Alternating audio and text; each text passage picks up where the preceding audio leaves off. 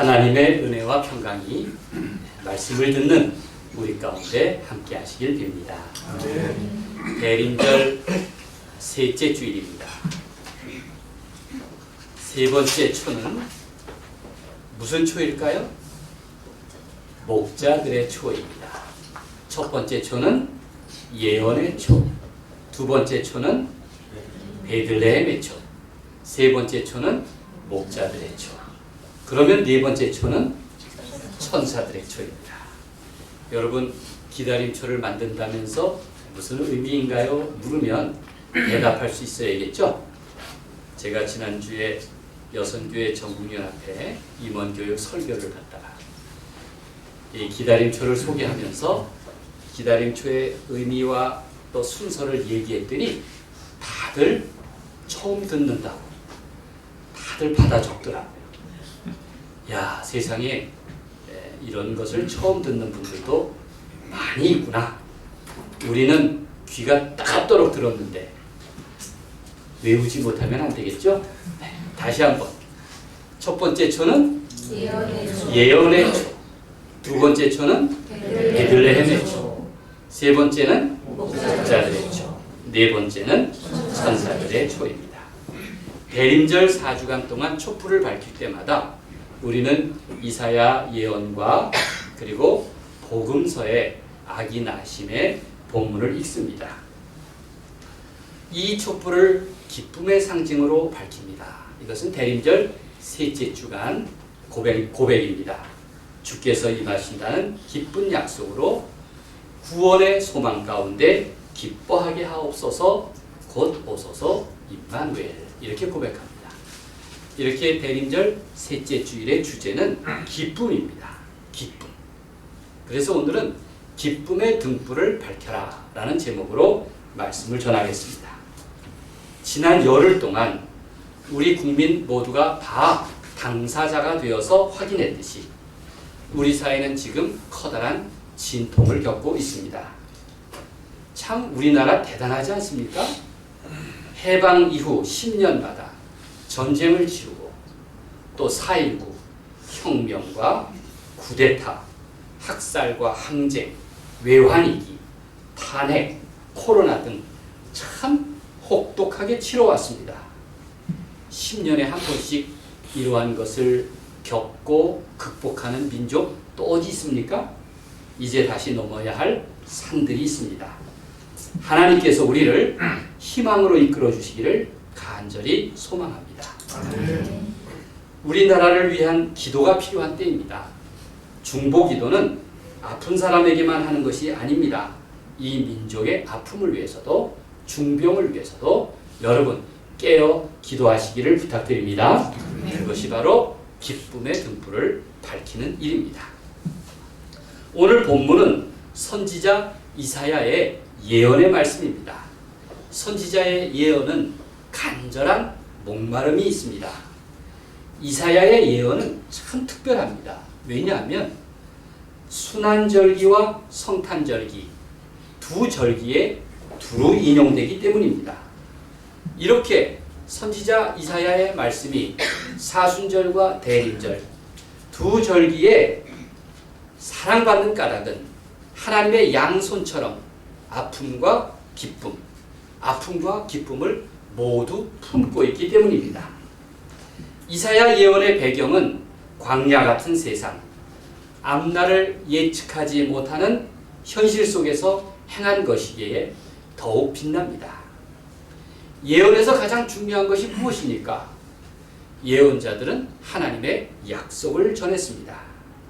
하나님의 약속을 전한 것이 바로 선지자들의 예언입니다. 이를테면 한 처녀가 잉태하여 아들을 낳을 것이다 라는 예언은 무려 700년이 지난 후 성취됩니다. 특별히 그 유명한 이사야의 고난받는 종의 노래를 보십시오. 그것은 그리스도의 십자가를 통해서 비로소 이해할 수 있습니다. 하나님은 그 언약을 결코 잊지 않으시는 분입니다. 그래서 희망은 기다림 속에서 열매를 맺는 것입니다. 이사야 예언 가운데 누구나 좋아하는 말씀이 이사야 49장 16절 말씀입니다. 내가 너를 손바닥에 새겼고 내가 너를 내 손바닥에 새겼다는 말씀입니다. 우리가 중학교 때 이제 막 볼펜을 사용하지 않습니까? 볼펜을 사용하면서 선생님이 말씀하시는 숙제를 손바닥에 적기도 하고 약속을 손바닥에 넘치면 등에도 쓰기도 하고 시험 때는 팔목에도 쓰죠. 여러분 이렇게 볼펜의 활용도가 많죠. 그런데 하나님께서는 내 이름을 내 손바닥에 새긴다. 내 이름을 내 손바닥에 새겼다고 그렇게 약속하셨습니다. 하나님은 하나님의 자녀를 결코 잊지 않으신다. 버려두지 않겠다. 내가 너를 사랑한다. 그렇게 약속하셨습니다. 그리스도인은 그 약속을 믿는 사람입니다. 믿으십니까? 그렇습니다. 대림절에 우리가 이사야의 예언의 말씀을 자주 듣는 것은 바로 메시아가 오신다. 메시아가 다시 오실 것이다 라는 예언 때문입니다. 선지자는 하나님의 구원의 메시지를 전하고 있습니다. 장차 정의와 평화의 새로운 세상이 시작될 것이다. 하나님이 정의와 평화의 임금으로 이 땅에 오신다. 그렇게 약속하셨습니다. 이사야 11장 10절 말씀은 이렇습니다. 그날에 이새의 뿌리에서 한 싹이 나서 만민의 기치 깃발로 설 것이요 열방이 그에게로 돌아오리니 그가 거한 것이 영화로우리로다. 이렇게 말씀하십니다. 사람이 아무리 노력해도 스스로의 힘으로 구원을 이룰 수는 없습니다. 사람 마음대로 되는 것이 아닙니다. 오직 하나님께서 주시는 선물입니다. 예언자는 눈앞이 캄캄하고 앞을 분별하기 어려운 상황에서도 우리에게 용기를 줍니다. 2절 말씀을 함께 읽겠습니다. 보라, 하나님은 나의 구원이시라. 시작. 보라, 하나님은 나의 구원이시라. 내가 신뢰하고 두려움이 없으리니 주 여호와는 나의 힘이시며 나의 노래시며 나의 구원이시니라. 주 여호와는 나의 힘이시요 나의 노래이시요 나의 구원이시니라. 우리 민족은 정말 지독한 가난을 겪었습니다. 세상에서 제일 가난한 나라가 한때 대한민국이었습니다. 정치적 갈등과 분쟁을 겪어왔습니다. 견디기 어려운 시련을 겪었습니다. 그럼에도 그때마다 잠시 좌절했지만 그러나 놀랍게도 우리 사회는 항상 긍정적인 결과를 이끌어왔습니다. 여러분 자신이 그 열매 아닙니까? 이를 위해서 오랜 기다림이 있었습니다. 견딜 수 있는 기다림. 그것은 바로 희망입니다. 잘 될 것이라는 믿음이 있었습니다. 진실이 승리한다는 믿음이 있었습니다. 잘 살 수 있다는 믿음이 있었습니다. 그래서 우리나라 소년들은 항상 꿈이 대통령 아닙니까? 나는 대통령이 될 거야. 그런 터무니없는 가능성도 우리 속에 체질화됐습니다. 그러니 안 될 수가 없는 민족이죠. 저는 어제 여의도에서 그것을 배웠습니다. 그런 가능성에 대한 믿음은 얼마나 소중합니까? 만약 그런 가능성에 대한 믿음이 없다면 우리는 쉽게 절망할 수 없습니다. 결코 다시 일어나기 어려울 것입니다. 믿음이 그렇습니다. 믿음은 가능성을 하나님으로부터 온다고 하는 데서부터 시작합니다. 하나님의 선물에 대해서 내 마음을 활짝 여는 데서부터 출발합니다. 영어로 불가능이란 단어가 무엇입니까? impossible 아닙니까? 우리가 중학교 때 배웠습니다. 사실 내 힘으로만 불가능한 것이 참 많습니다. 부정적인 생각이 불가능하게 만들기도 합니다. 그런데 impossible이라고 하는 암담한 현실에도 희망을 가진 내가 주어가 되면 그게 가능해집니다. impossible은 I am, 그 다음에 POSSIDLE죠. I am이 앞에 붙었어요. im이라는 접두어는 아마 부정을 뜻하는 모양이에요. 가능하지 않다. 그런데 im을 possible과 떼어보세요. 그리고 I am 사이에 쉼표를 하나 붙이면 impossible이 I am possible이 되죠. 이 마술 같은 얘기를 못 이해하시나요? I am possible이 돼요. 불가능이 가능하게 된다는 겁니다. 믿습니까? 그 가능성을 기다리고 그 약속의 실현을 목말라 하는 사람, 그들은 행복할 것입니다. 성경은 바로 이러한 희망을 기다리고 희망을 목말라 하는 사람들의 책입니다. 성경은 그 구원을 기대하고 기다리며 목말라 하는 사람으로 주인공을 삼습니다. 목마른 사람이 우물을 찾는다는 속담도 있지 않습니까? 성경은 그 희망을 목말라 하는 사람들, 그 얘기를 들려주고 있습니다. 한번 예를 들어볼까요? 창세기에 보면 아브라함 집에서 사라의 억압을 피해서 여종 하갈이 도망칩니다. 도망을 쳤는데 광야로 도망을 쳤습니다. 광야는 물도 없는데 피할 곳이 되지 못합니다. 막상 떠나기는 했지만 하갈은 광야 한복판에서 절망에 빠졌습니다. 그가 울부짖었을 때 하나님이 그를 보셨습니다. 하나님이 마침내 그 사건에 개입하셨고 그를 다시 돌려보내십니다. 하갈은 하나님의 경험을 이렇게 고백합니다. 부엘라 헤로이, 곧 나를 바라보시는 하나님의 우물, 나를 바라보신 하나님의 셈이란 뜻입니다. 하갈을 통해서도 하나님께서는 커다란 민족을 그의 아들을 통해 약속해 주셨습니다. 요한복음을 보십시오. 사마리아 수가성에 살던 여인은 남의 눈을 피해서 한낮에 우물가에 물을 기르러 나왔습니다. 그는 그의 말을 살펴보면 자기를 부인하고 부정하는 인생이었습니다. 그런데 우물가에서 만난 한 유대인 남자와 대화 속에서 조금씩 마음의 문을 열게 되었습니다. 그리고 자기의 목마름은 육신의 목마름이 아니라 근원적인 목마름, 영적인 목마름이라는 사실을 알게 되었습니다. 그 유대인 남자는 예수님이었습니다. 진정한 목마름은 야곱의 우물 때문이 아니라 예수님과 만남에서 해결이 가능하다는 것을 깨닫고 고백하고 자기 동네로 돌아가서 증언하였습니다. 인생에 갈증이 없는 사람이 어디 있습니까? 누구나 다 인생에 목마름이 있습니다. 믿음 없이 홀로 애쓰는 사람은 우물에서 물을 깃고자 하지만 두레박 길이가 너무 짧아서 빈 두레박질만 요란한 법입니다. 생수를 길어 오르려면 우물 깊이 내 두레박을 내려야 합니다. 하나님의 은혜의 샘에 풍덩 담겨야 합니다. 하나님은 언제나 거기 계시기 때문입니다. impossible을 I am possible로 바꾸어낼 수 있는 것은 그건 내 의지가 아닙니다. 바로 하나님의 은혜로 가능한 줄 믿습니다. 이사야는 또 이렇게 말합니다. 3절 말씀을 함께 읽겠습니다. 그러므로 너희가 기쁨으로 구원의 우물들에서 물을 기르리로다. 시작.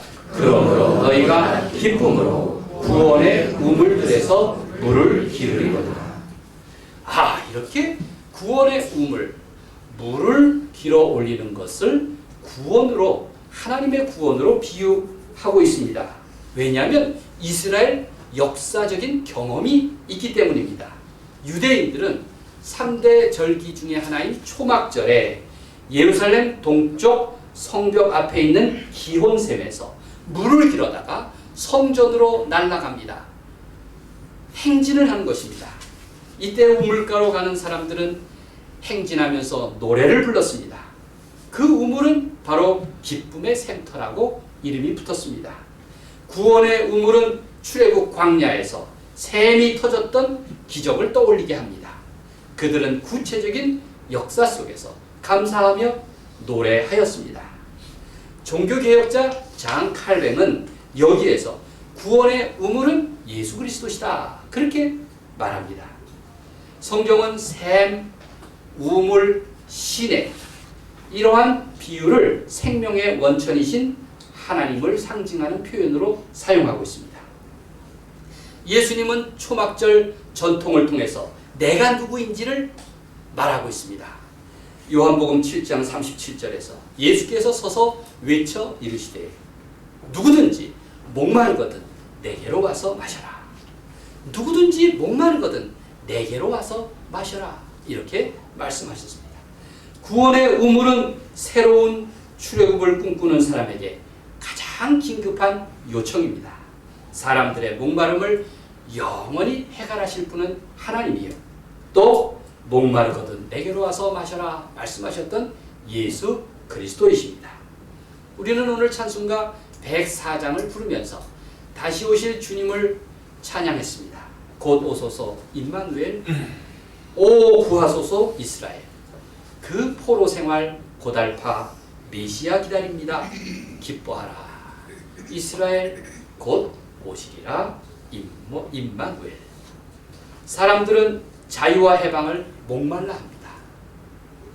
자유와 해방을 목말라 하며 영적 자유와 사람의 사람다움 곧 인간됨을 노래합니다. 그리고 하나님의 은총을 기대하였습니다. 그들은 하나님의 우물에서 청청한 물을 깃기를 원했습니다.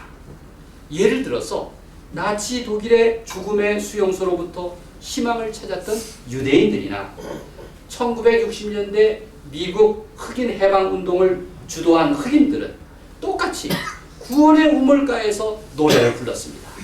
그들의 노래들은 바로 구원의 우물가에서 우리에게 목마름을 죽이실 하나님을 찬양했던 것입니다. 사람은 누구나 상처와 아픔이 있습니다. 모든 민족 역시 상처와 아픔이 있습니다. 유명한 희극 배우인 찰리 채플린은 아주 잘 나가는 사람이었지만 자기 고국에서 쫓겨나지 않았습니까? 그는 스위스에서 망명생활을 하다가 마침내 미국으로 돌아왔습니다. 그는 이렇게 말합니다. 인생은 멀리서 보면 희극이고 가까이에서 보면 비극이다. 그런 유명한 말을 남겼습니다. 사실 이 이야기는 남 이야기만이 아닙니다. 거창하게 역사를 따질 일도 아닙니다. 누군들 자신의 인생에서 자신만만한 사람이 누가 있겠습니까? 건강은 육체에만 해당되는 것이 아닙니다. 절망은 마음이 병든 상태, 그게 바로 절망입니다. 독일의 신학자인 몰트만이라는 분이 있습니다. 건강은 단지 육체의 튼실함만이 아닙니다. 살아가는 힘, 고난마저 견뎌낼 힘, 그게 건강이라고 했습니다. 여러분은 건강하십니까? 우리 사회는 과연 건강합니까? 살아가는 힘, 고난을 견뎌낼 힘을 하나님께서 주시기를 간절히 바랍니다. 사람은 누구나 가끔은 근심이 많은 철학자가 되기도 하고 때로는 문제의식 없이 살아가는 돼지가 되기도 합니다. 믿음과 희망이 없다면, 그런 즐거움을 나눌 친구가 없다면 우리는 자칫 우울증에 빠질 수도 있습니다. 자신의 연약함을 인정하지 않는다면, 내가 깨어지기 쉬운 질그릇과 같은 존재임을 이해하지 못한다면 우리는 자주 화를 낼 수도 있고 분노할 수도 있습니다. 리투아니아어로 왜 화를 내니? 라는 말은 그 의미가 왜 너 자꾸 거품이 되어가니? 라는 뜻이라고 합니다. 화를 낸다는 것, 분노한다는 것은 내가 소멸되어가는 거품이 되어가는 존재가 된다는 것입니다. 그러니 그런 화로부터도 자유로워져야 합니다. 자주 정도 이상으로 내가 화를 내거나 불안해하거나 짜증이 나는 분들 있으면 손들어 보세요. 그게 남에게 자신을 드러내기 부끄러운 일이니까 그렇게 생각하시죠? 그러나 하나님 앞에서는 절대 부끄러워할 수 없습니다. 정도 이상으로 화를 내거나 불안하거나 짜증이 나면 경보를 울리십시오. 하나님을 향해서. 하나님, 내가 자주 짜증이 납니다. 내가 불안하고 두렵습니다. 하나님, 내게 지금 위로가 필요합니다. 내겐 노래가 필요합니다. 평안한 마음이 필요합니다. 주님, 나를 도와주세요. 그리고 내게 구원의 우물이 되신 하나님의 우물가로 달려가십시오. 그곳에 기쁨으로 물을 기르십시오. 그것이 하나님이 내게 주신 약속인 줄로 분명히 손바닥에 새기시기를 간절히 바랍니다. 오늘 이사야 선지자가 하신 말씀에 본문에 사용된 단어들을 보십시오. 얼마나 희망적인지 모릅니다. 4절과 5절을 읽어보겠습니다. 그날에 너희가 또 말하기를, 시작. 그날에 너희가 또 말하기를 여호와께 감사하라. 그의 이름을 높이며 그의 행하심을 만국 중에 선포하며 그의 이름이 높다 하라. 여호와를 찬송할 것은 극히 아름다운 일을 하셨으니 이를 온 땅에 알게 할지어다. 선지자가 반복해서 말하는 말이 있습니다. 하나님께 감사하라. 감사하라. 그의 이름을 부르라. 부르라. 여호와를 찬송하라. 찬송하라. 이렇듯 하나님은 하나님의 이름을 부르고 감사의 노래를 부르는 그 사람과 반드시 관계를 맺으십니다. 하나님은 그 이름을 부르는 사람을 기억하십니다. 하나님은 기쁨의 찬송을 부르는 그 사람의 주인이 되십니다. 그러니 힘든 때일수록 여호와의 위로를 구하고 희망을 노래하십시오. 최근 속담에는 이런 말도 있지 않습니까?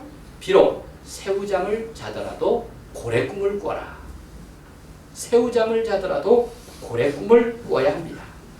선지자 이사야의 예언은 태평성대에 이루어진 것이 아닙니다. 이사야의 시대에도 풍전등화와 같았습니다. 전쟁에 공포가 있었습니다. 외적의 호시탐탐한 침략을 노렸습니다. 무엇보다도 암흑기였습니다. 그럼에도 선지자는 하나님이 행하시는 구원의 사건을 회고합니다. 불가능한 일로 여겼던 것을 가능하다고, 희망이 있다고 자기 백성을 향해 외쳤습니다. 하나님께서 행하실 역사를 기대했습니다. 해안의 눈을 가진 사람이라면 하나님의 구원을 믿습니다. 임마누엘, 우리와 함께 하시는 하나님의 약속을 기억합니다. 요즘 우리가 사는 세상을 보면 교회에 열심히 다니는 사람들은 희망이 별로 없는 것 같아요. 이 시대의 상황에 대해서 별로 지혜롭지가 못한 것 같아요. 오히려 교회를 다니지 않는 사람이 더 열심히 이 민족의 희망을 노래하고 외치는 것을 보면 참 심경이 안타깝습니다. 이 대림절에 왜 우리는 우리와 함께 하시는 하나님의 약속을 기억하지 못합니까? 왜 우리는 믿음의 눈을 가지고도 이 민족의 희망찬 내일을 노래하지 못하는 것입니까? 성경은 말합니다. 삶의 조건과 환경에 흔들리지 말고 하나님이 주시는 기쁨을 노래하라는 것입니다. 간직하라는 것입니다. 그리스도인의 기쁨은 그저 그 순간 특별한 기분에 의존하는 것이 아닙니다. 우리 그리스도인은 예수 그리스도, 영원한 평화의 왕으로 오신 그리스도야말로 기쁨의 원천이 됨을 분명히 믿습니다. 그렇기 때문에 사도 바울은 말하지 않습니까? 주 안에서 항상 기뻐하라. 내가 다시 말하노니 기뻐하라. 빌립보서 4장 4절 말씀입니다.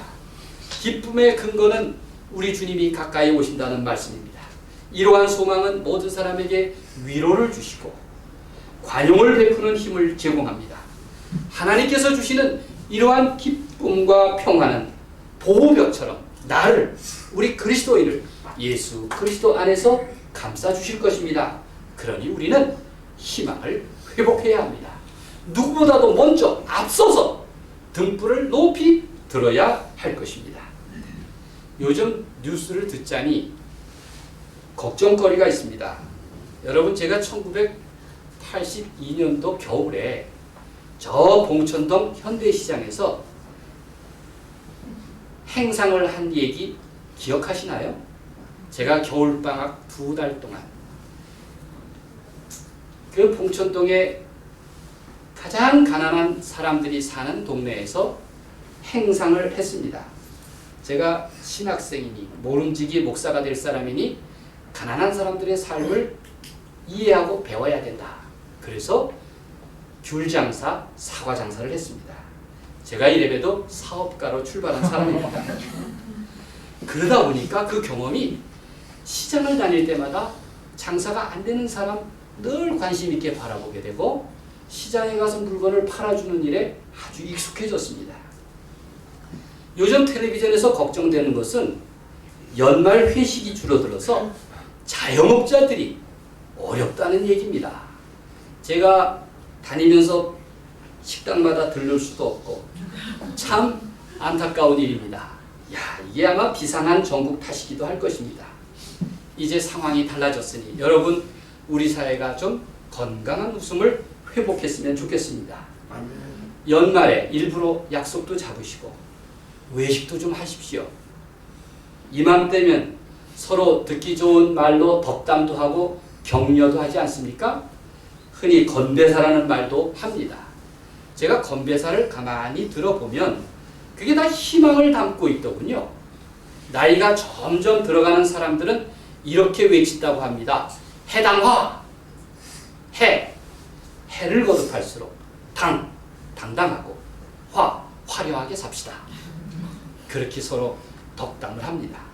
뭔가 일이 잘 안 풀리고 관계가 꼬여있는 사람들은 이렇게 말한답니다.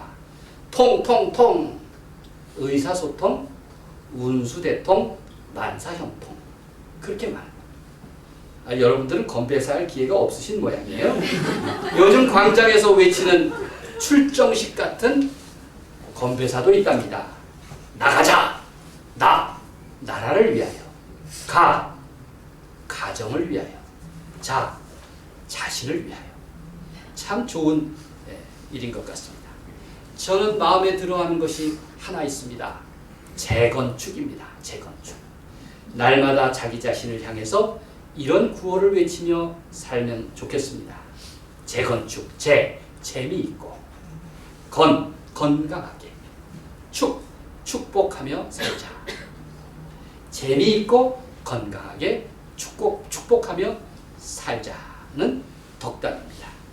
선지자 이사야의 예언을 들으면 아마 이러한 덕담으로 가득 찹니다. 어쩌면 마중물과 같은 말씀이라고 할 수 있습니다. 마중물이라는 것이 겨우 반바가지 정도 되는 물에 불과합니다. 그런데 그 마중물은 깊은 우물 속에 물을 길어 올리는 힘이 있습니다. 펌프질을 하면 다 알 수 있죠? 누군가의 메마른 가슴을 적셔주기 위해서 먼저 마중물이 되는 사람도 있습니다. 우리도 그런 마중물로 부름을 받았습니다. 예수님은 모든 사람을 구원하기 위해서 보잘것없는 어린아기의 모습으로 지극히 낮은 구유로 찾아오신 하나님의 마중물과 같은 분이십니다. 길어도 샘이 마르지 않는 구원의 우물 전체가 되신 나의 주님이십니다. 이 기다림의 절기에 여러분은 누구를 마중하며 사십니까? 누구를 기다립니까? 대림절은 희망으로 기쁨으로 마중을 나가는 시간입니다. 예수님은 우리더러 너희는 희망을 가져올 마중물로 살아라. 그렇게 부르셨습니다. 그런 믿음으로 소망과 기쁨의 삶을 살라고 말씀하십니다. 하나님의 은혜가 대림절을 지내는 여러분과 함께 하셔서 우리 시대에서 구원을 마중하고 기쁨의 등불을 높이 밝히는 그런 여러분 위에 주님의 기쁨이 함께 하시기를 간절히 축원드립니다. 기도하